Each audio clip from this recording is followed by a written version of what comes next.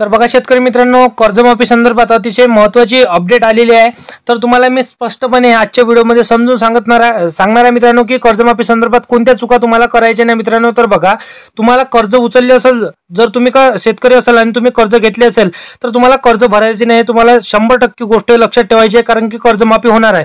तर सविस्तर माहिती आहे तुम्हाला व्हिडिओमध्ये समजून सांगतो मित्रांनो।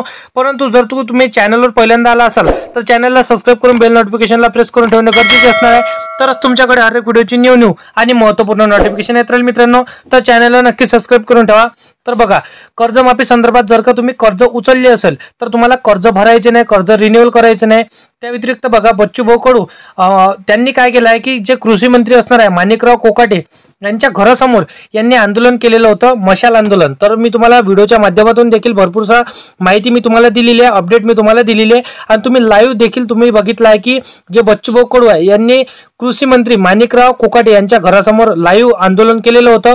तर तुम्हाला भरपूरशी माहिती मी दिलेली आहे। परंतु तुम्ही जर शेतकरी असाल तर तुम्हाला गलत्या कोणत्या करायच्या नाही, जेणेकरून तुम्हाला अडचण येईल कर्जमाफी संदर्भात। तर बघा, जसे की उपमुख्यमंत्री जसे की अजित पवार किंवा देवेंद्र फडणवीस, एकनाथ शिंदे यांनी काय म्हटलं होतं, सत्तेत यायच्या आधी जेव्हा निवडणूक व्हायची होती तेव्हा काय म्हटलं होतं, जसे की देवेंद्र फडणवीस असणार आहे यांनी देखील शपथ खाल्ली होती की आम्ही हे कर्जमाफी करणार, आम्हाला एकदा सत्तेमध्ये निवडून येऊ द्या। तर अशा प्रकारचे शेतकऱ्यांना यांनी आश्वासन दिलेलं होतं आणि सध्यामध्ये देखील हे निवडून आलेले आहे।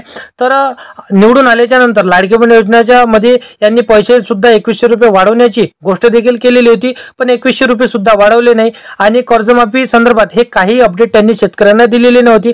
परंतु बच्चूभाऊ कडू यांच्या लक्षात होतं की यांनी कर्जमाफी संदर्भात बोललेले होते आणि शेतकऱ्यांना आश्वासन दिलेलं होतं की आम्ही कर्जमाफी करणार आहे, परंतु यांनी कुठलीही कर्जमाफी केलेली नाही।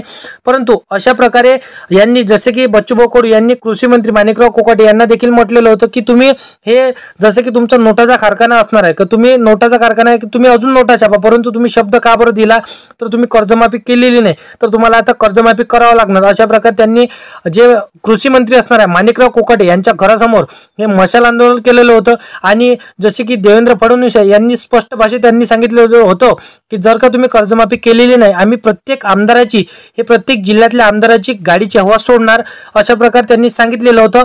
तर कर्जमाफीसाठी हे 17 तारीख त्यांना दिलेली होती। तर फोनवर तुम्हाला मी लाईव्ह दाखवलेलं होतं की 17 तारीख हे कृषी मंत्र्यांनी बच्चूभाऊ कडू यांना दिलेली होती, जे माणिकराव कोकाटे असणार आहे यांनी बच्चूभाऊ कडू यांना 17 तारीख ही फोनवरती सांगितलेली होती।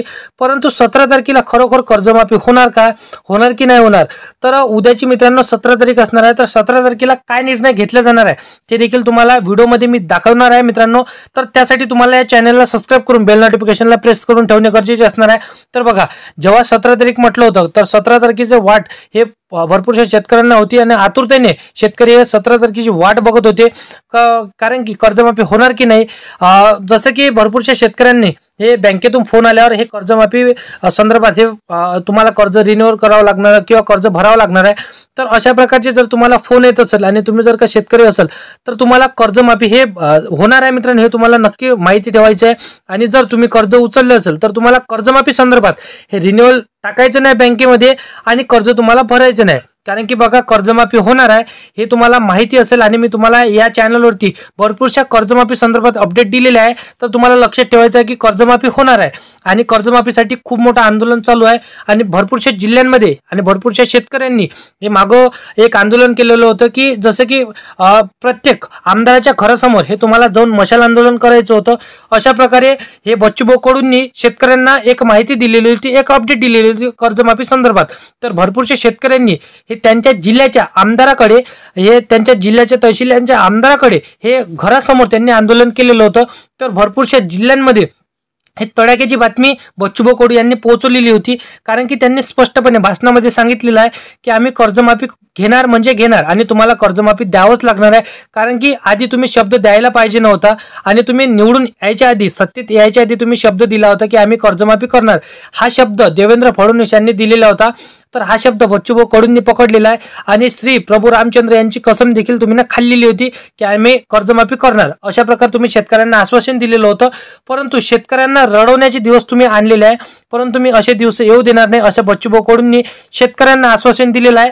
आणि त्यांनी सांगितलेलं आहे की मी स्वतः तुमचं कर्जमाफीसाठी झटून तुम्हाला कर्जमाफी घेऊन देणार आणि कर्जमाफी सरकारला करावंच लागणार, अशा प्रकारे त्यांनी सांगितलेलं आहे मित्रांनो. कारण की बघा मित्रांनो, जेव्हा हे कृषी मंत्र्यांना बच्चूभाऊ कडू यांनी फोन लावलेला होता, तर कृषी मंत्री जेव्हा म्हणत होते आम्ही यात्रेमध्ये आहो, आम्ही देवाच्या देवस्थानी आलेलो, आम्ही यात्रेमध्ये, असं त्यांनी बच्चूभाऊ कडूंना सांगितलं होतं. जेव्हा बच्चूभाऊ कडू त्यांना थेट सोबत भेटायला गेले होते आणि कर्जमाफी संदर्भात बोलण्यासाठी गेलेले होते, तेव्हा हे कृषी मंत्री इकडल्या तिकडे पळत होते, कारण की आता हे पडण्याची त्यांना वाट सुटलेली आहे मित्रांनो. परंतु बच्चूभाऊ कडू हे यांनी स्पष्टपणे सांगितले आहे, तुम्ही 10 जिल्ह्यात पळा किंवा 20 जिल्ह्यात पळा, हे कर्जमाफी मी तुमच्या हातून करूनच घेणार.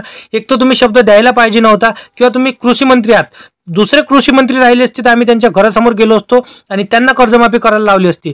जेव्हा तुमच्यात कर्जमाफी करण्याची क्षमता नव्हती तेव्हा तुम्ही शब्द द्यायला पाहिजे नव्हता, कारण की तुम्ही सरकार हे निवडून येण्यासाठी तुम्ही ना शब्द दिला होता शेतकऱ्यांना की आम्ही कर्जमाफी करणार, तुमचं कर्ज आम्ही हे ठेवणार नाही, तुमचा 7/12 हे कोरा करणार, अशा प्रकारे देवेंद्र फडणवीस यांनी स्पष्टपणे भाषणात, आंदोलनात हे सांगितलेलं होतं. परंतु बच्चू कडू यांनी स्पष्टपणे म्हटलं की जेव्हा तुम्ही शब्द दिला तेव्हाच आम्ही तो शब्द पकडला आणि तुम्हाला कर्जमाफी करावंच लागणार.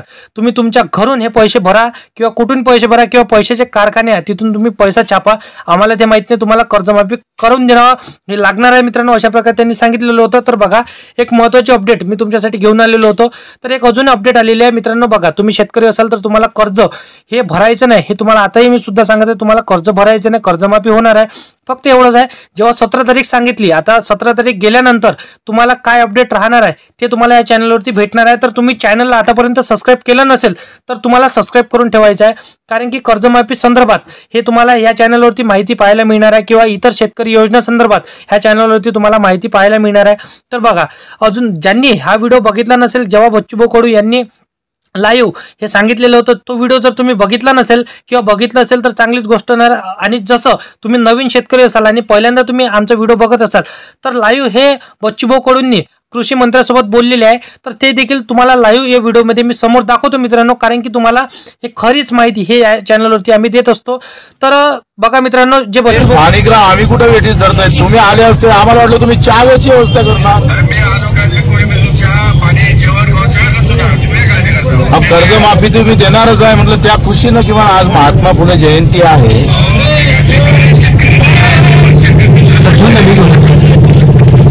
तुम्ही आता नेमकं काय सांगायचं इथे शेतकऱ्यांनी. माईक स्पीकर तुमचा ऑन करतो आणि तुम्ही सांगा शेतकऱ्यांना काय सांगा. माणिकराव, मी स्पीकर ऑन करतो, शेतकऱ्यांना सांगा. माझं एकच म्हणणं आहे की शेतकरी बांधवांच्या साठी राज्य सरकारकडे तुमच्या मताशी मी सहमत आहे. राज्य सरकारने मी त्याचा पाठपुरावा करेल 100%, त्यात काही शंका नाही. आणि ज्या ज्या गोष्टी आपल्याला तुम्ही 17 तारखेला काय तिथे कोणासोबत मीटिंग? 17 तारखेला मी शेतकरी संघटनाच्या पदाधिकाऱ्यांची बैठक बोलवली आहे मुंबईला, आणि त्या दृष्टिकोनातून आपण तर यावर माझी आग्रहाची विनंती आहे, आपण या आणि सूचना करा.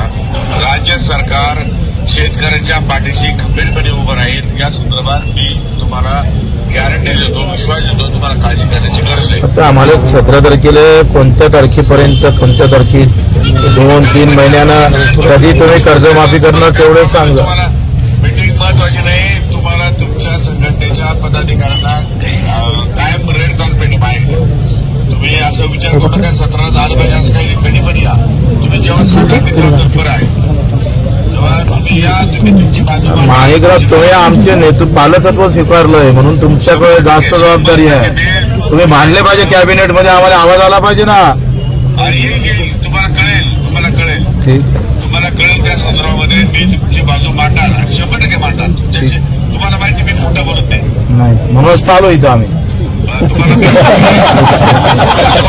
खोटं बोलत नाही, माझं खोटं बोलत नाही, मला राजकारणाशी काही घेतलेलं नाही. ठीक आहे, ठीक आहे, पण तुमच्या सगळ्या लोकांच्या बरोबर मी काय माहिती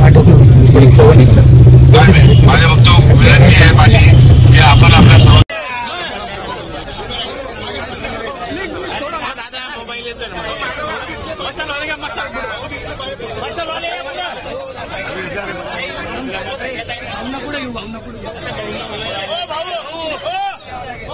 बच्चू हो प्रकाश बोडके हो बोडके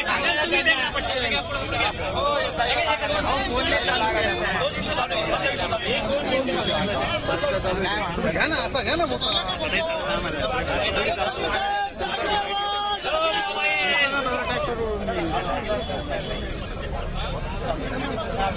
नाही